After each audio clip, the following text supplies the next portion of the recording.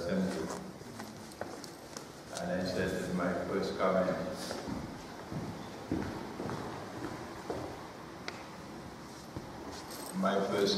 is that I don't agree with those who accuse him of being an undercover agent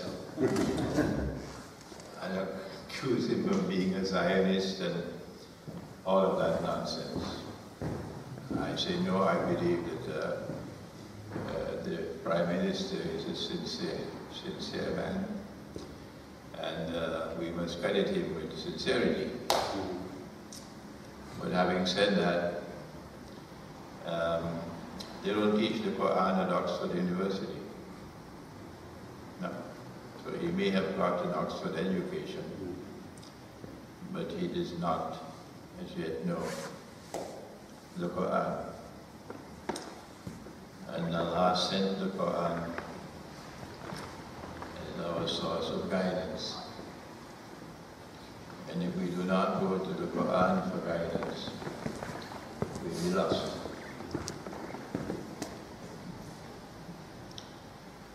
There's never been a leader of Pakistan in its entire history who has had the knowledge of the Quran and applied that knowledge in statecraft.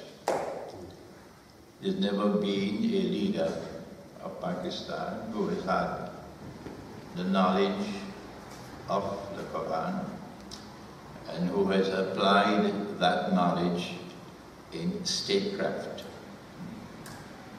And so this is a weakness which has been there with every previous regime and still there with this present regime.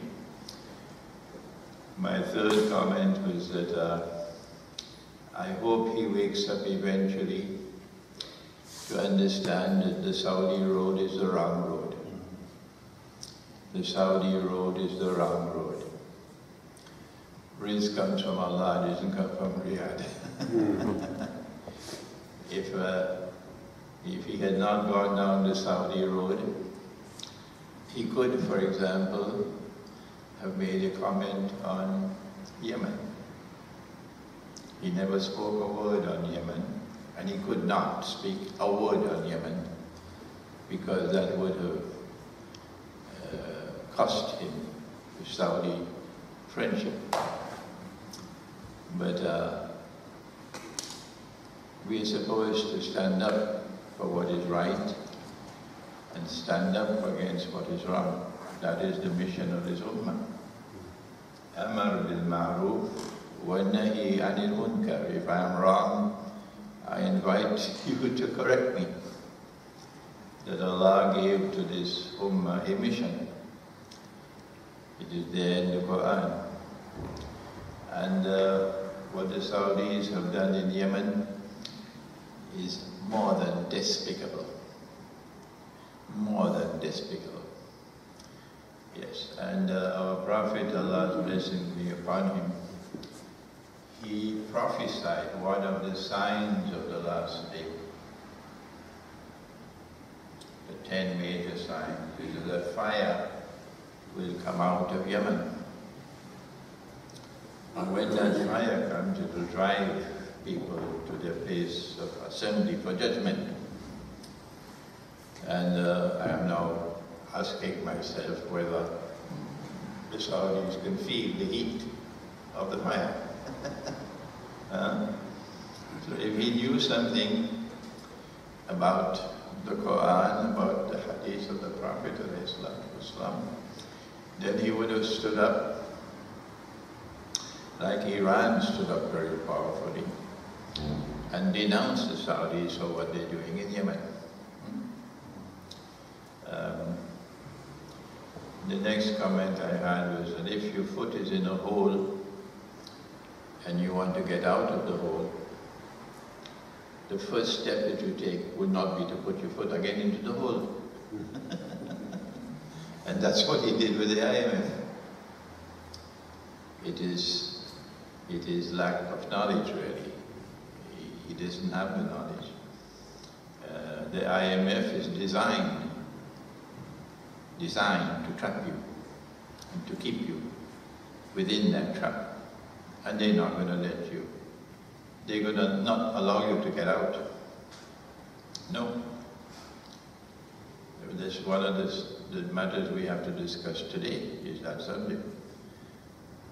And instead of seeking a way out, he chose to put his foot back in.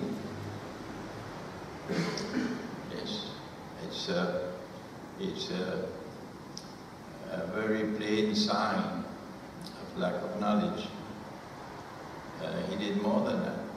The IMF wanted his pound of flesh before we bail you out.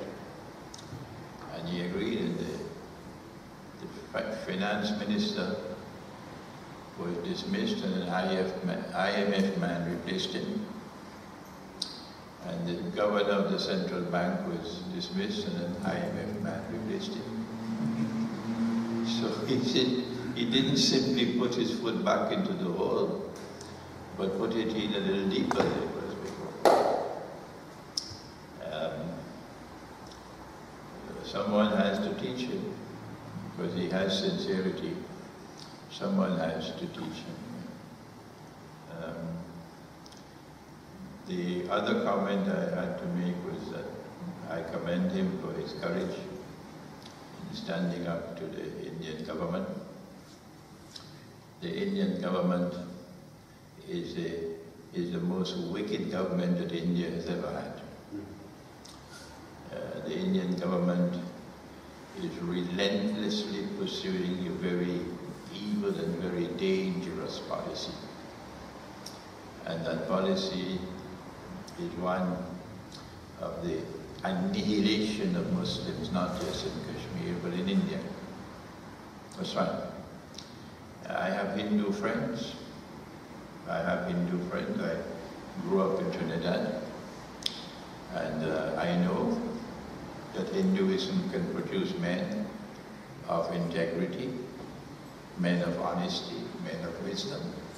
Yes, because I grew up with them. I know that Hinduism has belief in one supreme God. It's there in the Vedas. So I have never disrespected the Hindu religion. No. When I see Hindus engaged in beliefs which are false and wrong, I don't go to the Hindu with a sword in my hand. That's not the way of the Quran. I go to the Hindu and I try to use wisdom to bring them to the greater truth.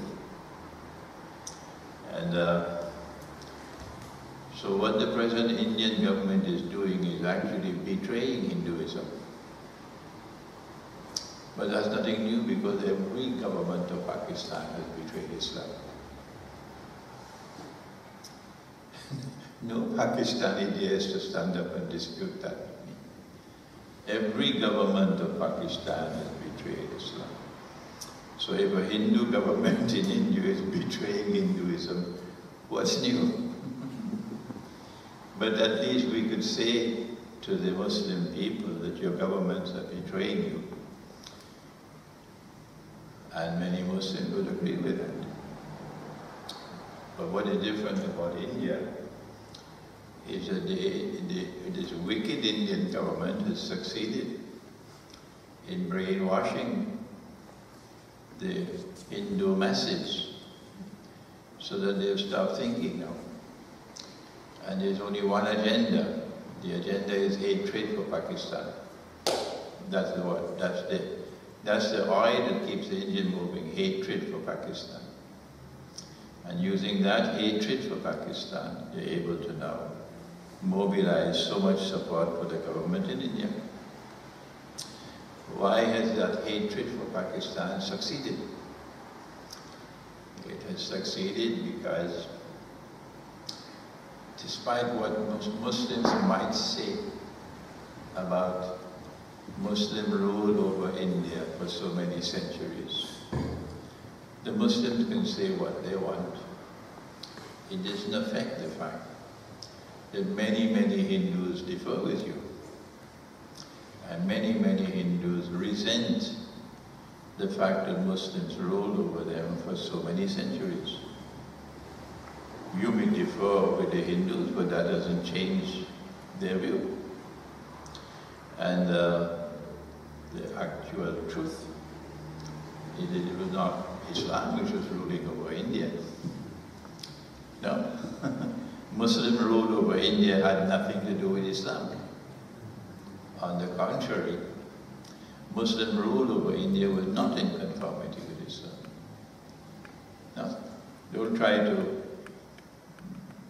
brainwash us and to persuade us that Muslims rule over India in conformity with Islam. So when Hindus are told that no, this was not Islam, you can't blame Islam for this. You have to blame those who are using the name of Islam to try to rule over India. Right? This will help change the attitude of some Hindus who have this resentment in their heart. We never invited the Muslims to come and rule over us. And yet, they came and they ruled over us for so many years, and this is damaging to the Hindu psyche. And also, if the Hindus believe that there is a God called Ram, they believe that he is a God, and they believe that he was born in Babri. That's their belief, and it's been there for centuries now. It didn't come overnight. It's not my duty to ask them for evidence. That's not the way. Once this is there in the Hindu religious consciousness of the people, that's enough for me. That they believe that Ram was born there. So then I asked myself, why did we build, not we, the Mughals, why did they build a masjid on that spot? You had no right to do that. Very foolish. Once you know that this is a place where they consider to be sacred to them. So instead of fighting over Babri, insisting that no, this is a masjid, it must remain. Well, it was destroyed 25 years ago. What we will say is we would vacate this part out of respect for your religious consciousness. And you don't have to give us an alternative spot to build a masjid. No, we do it on our own. This is wisdom. This is wisdom.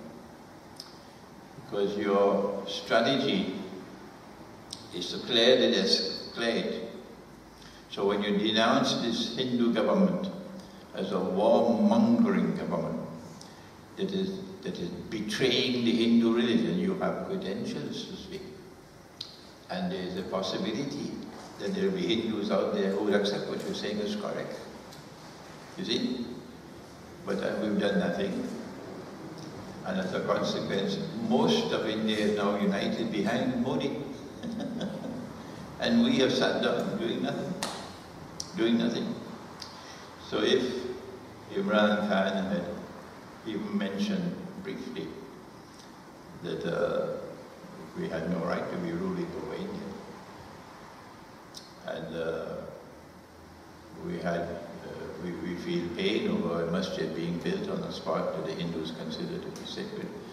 Even those few words would have been like an electric bolt amongst the Hindu masses, yeah. And the Indian government would then be in greater difficulty. Already his speech has created difficulties for the Indian government. This is my very brief response to the question. Shall we start?